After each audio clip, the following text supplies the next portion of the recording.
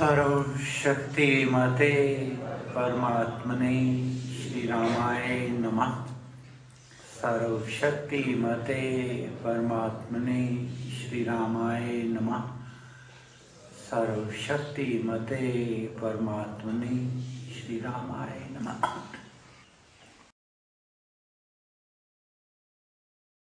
कहते हैं जब पांडवों ने अश्वमेध यज्ञ किया तो उसकी जब पूर्णपूर्ति हुई तो युधिष्ठिर जी ने व्यासदेव जी से पूछा कि महाराज, ऐसा यज्ञ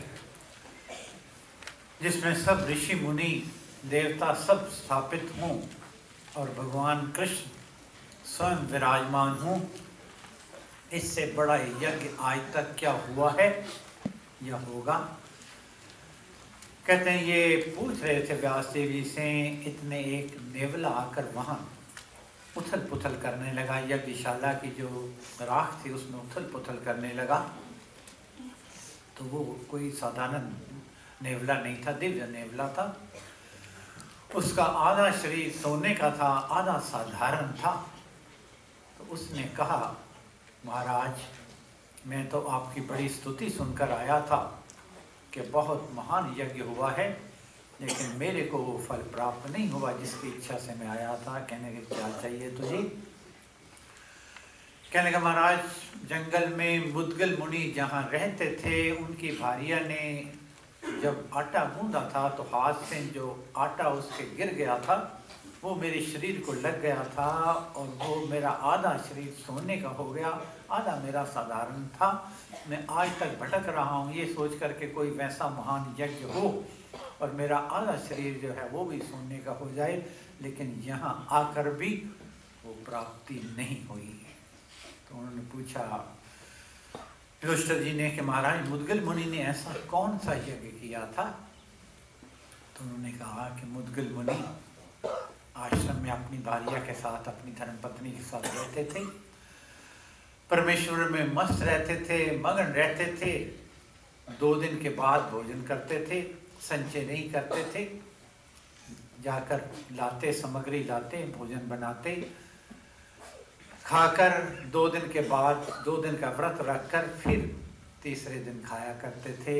एक दिन दुर्वासा ऋषि हंसी मजाक में मोदरत वहाँ आए उनका इम्तिहान लेने के लिए। जब वो भोजन करने लगे, उन दिनों में प्रथा थी, ऋषि मुनियों में थे कि एक पत्तल अतिथि की लगाया करते थे, थी जिसकी कोई तिथि नहीं, पता नहीं कब आ जाए। जब भोजन करने लगे, 2 पत्तल अपनी लगाई थी, तीसरी अतिथि की लगाई हुई थी। इतने दुर्वासा ऋषि ने दस्तक दी। मुद्गल मुनि खड़े हो गए, खड़े होकर आदर किया, सत्कार किया, कहने धन्य भाग आओ बैठिए। बैठे, कहने लगे भोजन करोगे? कहने लगे हाँ करूँगा। खुश हो गए। जो अतिथि की पत्तल थी उनको दे दी, उन्होंने खा ली, क्योंकि पहले अतिथि को भोग लगाकर फिर घर वाले भोग लगाते थे। जब उन्होंने खा ली तो मुद्गल मुनि ने हाथ जोड़कर पूछा, महाराज प्रसन्न हुए? कहने लगे नहीं, भूख नहीं मिटी, भूख नहीं मिटी। अब पत्नी कहने लगी कि मैं पत्तल दूंगी।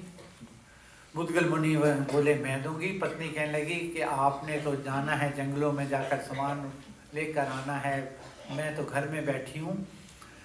जब नहीं माने तो 2 मुद्गल मुनि थे, उन्होंने अपनी पत्तल दे दी। दुर्वासा ऋषि को पूछा, महाराज प्रसन्न हुए? कहने लगा नहीं, अभी भूख शांत नहीं हुई।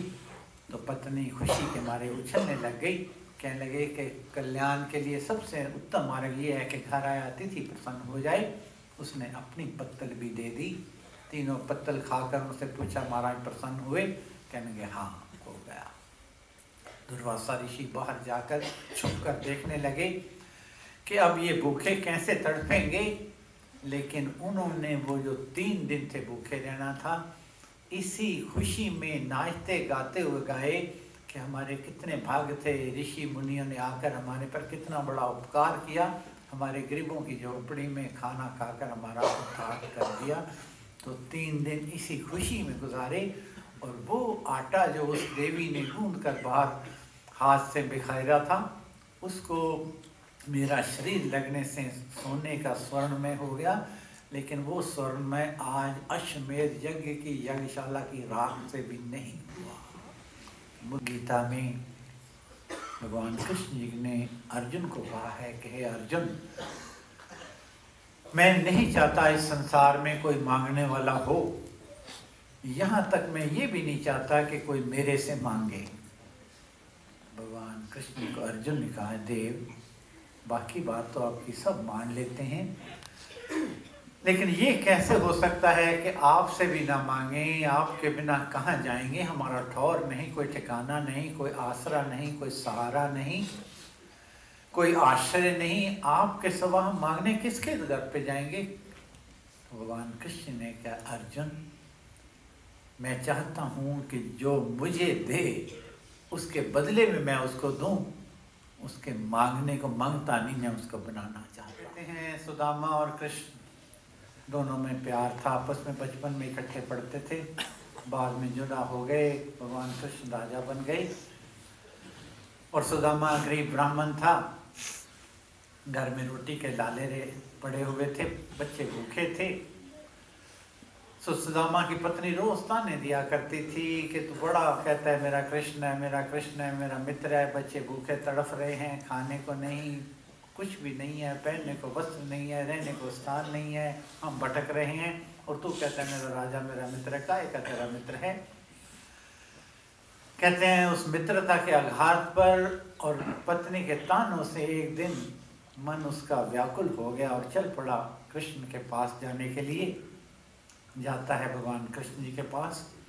कहते हैं कि भगवान कृष्ण जी को अपनी व्यथा, पीड़ा, वेदना, कमी कमजोरी कुछ बताता उससे पहले ही भगवान कृष्ण जी ने कहा कि मेरी भावज ने के भेजा है, लगी कृष्ण को तावल। कहने लगा मुझे ये बता मेरे लिए क्या लेके आया है। अब वो सुदामा बेचारा 2 पैसे का सत्तू था, कभी इधर छुपाए कभी इधर छुपाए, खोस पोटली फाके मारे, मुट्ठी भर थे चावल, चावल थे, सत्तू थे, ये देखकर मेरे लिए क्या लेके आया है, खाए। सुदामा देखता रहा कि मेरे से अभी पूछेगा क्यों आया है, अभी पूछेगा क्यों आया है। जब नहीं पूछा तो 2 दिन रट कर चला सुदामा, मन में जोड़ लगाया, फूटे मुंह एक बात न पूछी, रे मित्र क्यों आया। कहता है एक दफा इतना ही पूछ लेता तो आया क्यों है।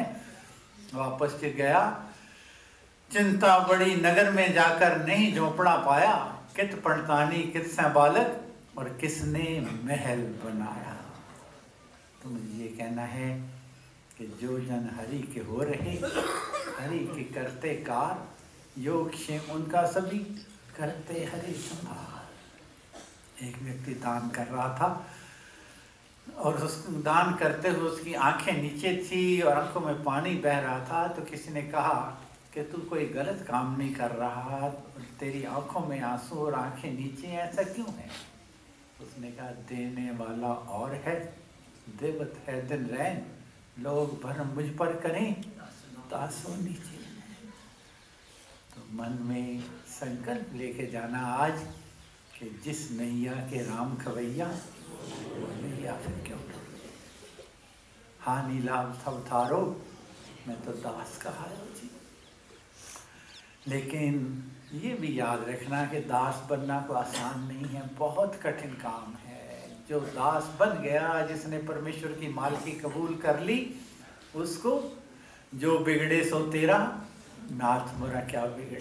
नफा हो नुकसान हो मालिक का, नौकर ने तो अपनी नौकरी करनी है, नौकरी पूरे ईमानदारी से दयानदारी से करनी है, और नौकरी ईमानदारी और दयानदारी से उस मालिक को समझ के जो करता है वो दास कभी उदास नहीं होता। और जो उदास होता है उसमें दयानदारी नहीं है, उसमें ईमानदारी नहीं है, और वो दास नहीं होता। तो चरण पर रख दिया जब माथ, तो किस बात की चिंता, मेरे मालिक को रहती है मेरी हर बात की चिंता। अब सौंप दिया इस जीवन का सब भार तुम्हारे हाथों में है, जीत तुम्हारे हाथों में और हार तुम्हारे हाथों में। आजमा के देख लेना, जिस दिन सच्चे मन से समर्पित कर दोगे उस दिन लाली मेरे लाल की, जिस देखूं तित लाल, लाली देखकर मैं गई मैं भी हो गई लाल। लेकिन इसकी निशानी भी याद रखना कि कहत जनार्दनी भावयली का, जिसे देखूं वही राम सरीखा। जब सब में परमेश्वर के रूप, परमेश्वर के दर्शन आपको होने लग जाएं, तो समझ लेना कि मैं परमेश्वर के करीब पहुंच चुका हूं। अब उसके और मेरे बीच में कोई पर्दा नहीं, कोई दीवार नहीं, मैं और वो एक हो चुके हैं। और वो स्थिति आ गई है कि कबीरा मन निर्मल भया, जैसे गंगा नीर पाछे पाछे हर फिरे, कह कबीर कबीर मुझे भरोसा राम तुम, ले अपना अनमोल, रहूं मस्त निश्चिंत में, कभी न जाऊं।